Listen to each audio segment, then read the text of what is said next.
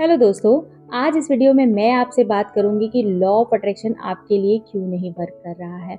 आप में से बहुत सारे लोगों की कंप्लेन ये है कि आकर्षण का नियम आपके लिए काम नहीं कर रहा है, जबकि ऐसा कुछ भी नहीं है। आकर्षण का नियम हर किसी के लिए काम करता है, हर किसी के ऊपर काम करता है, फिर वो चाहे आप किसी भी एज ग्रुप के हों या फिर आप किसी भी सोसाइटी से बिलोंग करते हों। ये नियम हर किसी के लिए है और हर किसी के लिए ये काम करता है। बस कुछ स्टेप हैं जिन्हें आप फॉलो करेंगे और बेहतर तरीके से करेंगे तो ये नियम आपको सब कुछ ला के दे सकता है जो कि आप अपनी लाइफ में अचीव करना चाहते हैं। तो कुछ ऐसे स्टेप हैं जिन्हें आप फॉलो करेंगे तो आप इस नियम का रिजल्ट आपको बहुत ही जल्दी और बहुत ही बेहतरीन देखने को मिलेगा। तो सबसे पहले आप आपकी डिज़ायर क्या है, आप यूनिवर्स से वो मांगिए और उसके लिए बिल्कुल भी क्लियर रहिए कि आपको अपनी लाइफ में क्या चाहिए, आपकी इच्छाएं क्या हैं। हम अक्सर कंफ्यूज हो जाते हैं कि हमें क्या चाहिए। जब हम मांगते हैं कि हमें सक्सेस चाहिए, हर किसी के लिए सक्सेस की अलग अलग एग्जाम्पल होती हैं। किसी को अच्छी जॉब चाहिए, उसमें सक्सेस चाहिए। कोई बहुत अच्छा खेल खेलता है, उसमें उसको सक्सेस चाहिए। कोई बहुत अच्छी एक्टिंग करता है, पेंटिंग करता है, डांसिंग करता है। तो हर किसी के लिए सक्सेस अलग अलग है कि आपको किस फील्ड में सक्सेस चाहिए। तो सबसे पहले आप बिल्कुल क्लियर रहिए कि आपको अपनी लाइफ में क्या चाहिए। आपको एक अच्छा लाइफ पार्टनर चाहिए तो उसके लिए भी आप क्लियर रहिए कि आपको किस तरह का लाइफ पार्टनर चाहिए। जैसे होता है ना कि जिन हमारे सामने आ गया और उसने पूछा कि आपको क्या चाहिए, तो आप कंफ्यूज मत होइए या फिर ये सोचने मत बैठिए कि आपको अब अपनी लाइफ में क्या चाहिए। आपका जो विज़न होना चाहिए वो बिल्कुल क्लियर होना चाहिए कि आने वाले 1 सालों में आप अपने आप को कहाँ देखते हैं। आप कौन-सा बिज़नेस करना चाहते हैं या फिर आप कौन-सी पर्टिकुलर जॉब करना चाहते हैं, इस चीज़ के लिए आप बिल्कुल क्लियर रहिए। आप यूनिवर्स से अपनी डिज़ायर बताइए, उनसे कहिए कि मुझे ये चीज़ चाहिए और बिल्कुल भी उसमें क्लियर रहिए कि आपका ड्रीम क्या है।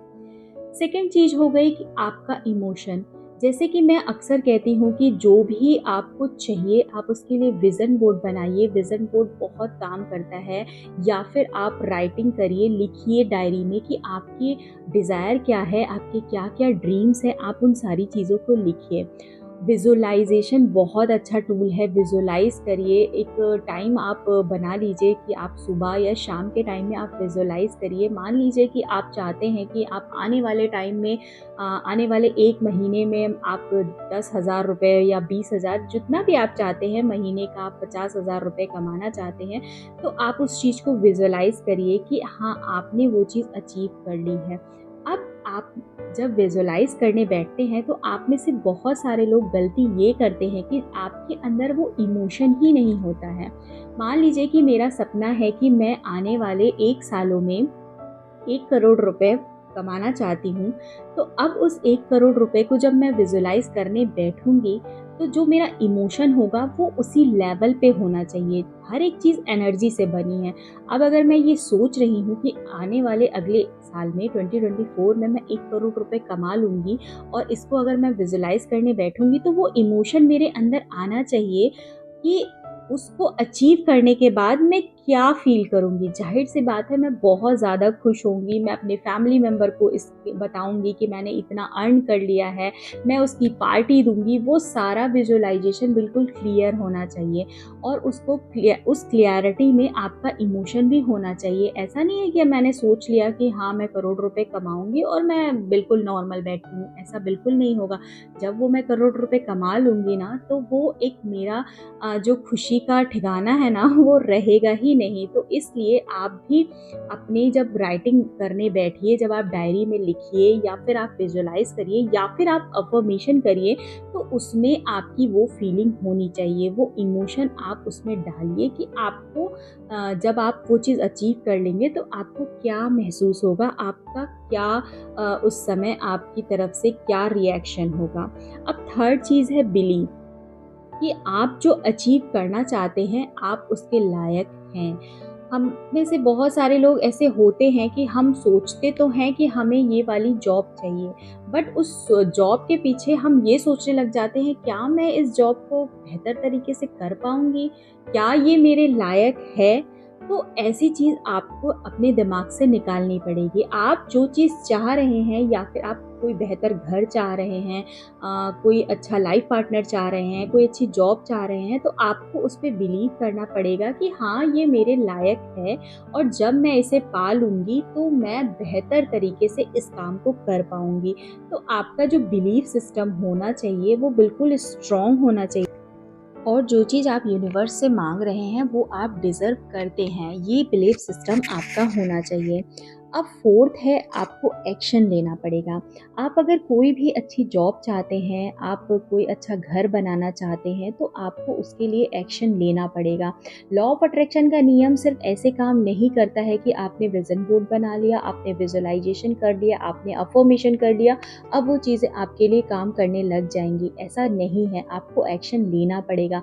आप ऐसे समझिए कि जब हम लोगों को कुछ खाने का मन होता है, तो उसको खाना बनाने के लिए हमको किचन तक जाना पड़ता है, हमको वो डिश बनाने के लिए प्रिपरेशन करनी पड़ती है, फिर उसको बनाना पड़ता है, तो उसमें एक टाइम टेकिंग लगता है, वो एक प्रोसेस होता है जो हमें करना पड़ता है।